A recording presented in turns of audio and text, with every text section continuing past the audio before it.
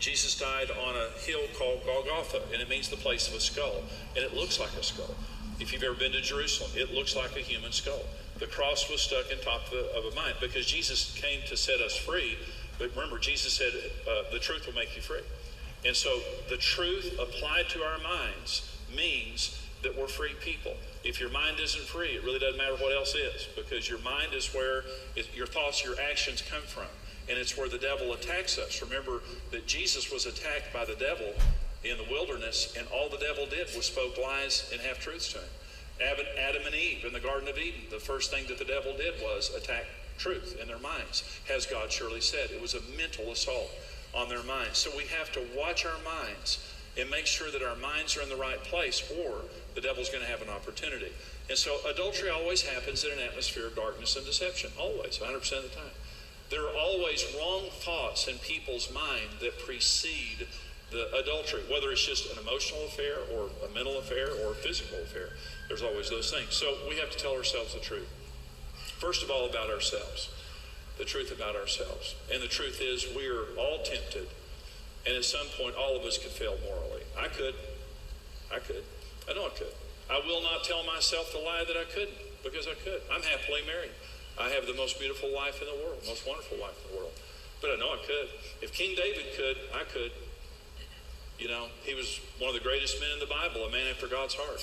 And he made a terrible mistake that caused so much pain and suffering that God ultimately redeemed. But I just won't tell myself the lie that it couldn't happen to me.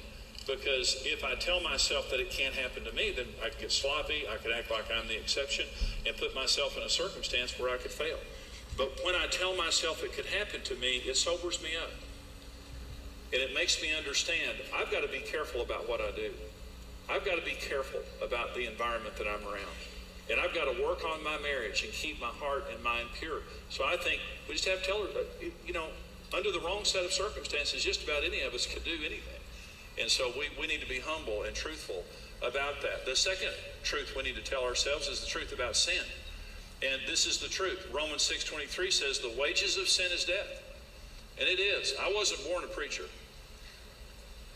And before I got saved, I was a very immoral person. And I experienced a whole lot before I got saved. And I'm telling you, it was death. The devil never delivers on a promise. And all of his beautiful seductions are lies. And they look great, and they sound great, and they feel great for that long, and then the death sets in. That's the only problem with those things.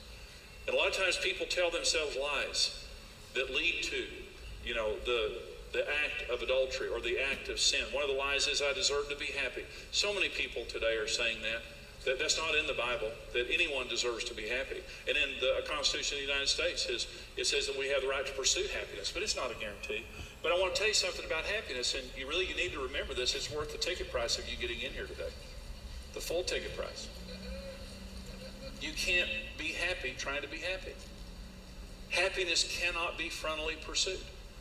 When Cain did not bring a good offering to the Lord, and he got offended because of his brother Abel getting a blessing that he didn't get, God followed him, and God said this to Cain in Genesis chapter 4. If you do well, Cain, you will be a happy person.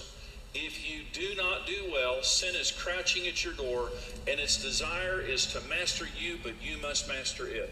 If you do well, Cain, you'll be happy. And so you go home today and you say, you know, I want to make myself happy. I'm just going to eat anything I want to eat. And it's all day long. You eat anything you want to eat. And what happens is those of us know who've done that before. The more you eat, the more unhappy you become about how you feel and how you look. But if you wake up tomorrow morning and you say, you know something, I need to discipline myself. I don't feel like doing it, but I'm going to work out, I'm going to eat right, and I'm going to take care of myself. How many of you know the longer you do that, the happier you'll get about your life? You'll feel better. Your self-esteem will grow. Am I telling the truth? And so our society, they think if I just reach out and grab what I want, I'm going to be happy. But that actually is not what happens. When you reach out and grab what you want, a lot of times death sets in. It robs your joy. Jesus says in John 8:34, whoever sins whoever commits sin is the slave of sin. The longer you do it, the more you're enslaved by that sin. That's where I came from, is out of a background of slavery to sin. It's always a lie. Another man or woman will make me happy is a lot of times what people believe. I married the wrong person, so I deserve to start over.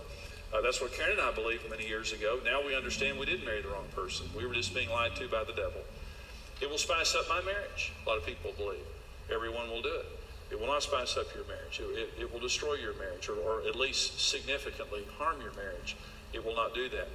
This is Proverbs chapter 5, where I ask you to turn beginning with verse 7, and this is a warning from Solomon to young men who are considering adultery.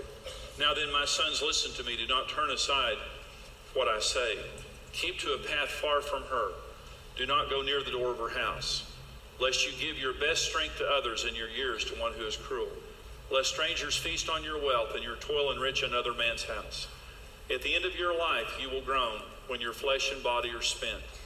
You will say, how I hated discipline, how my heart spurned correction.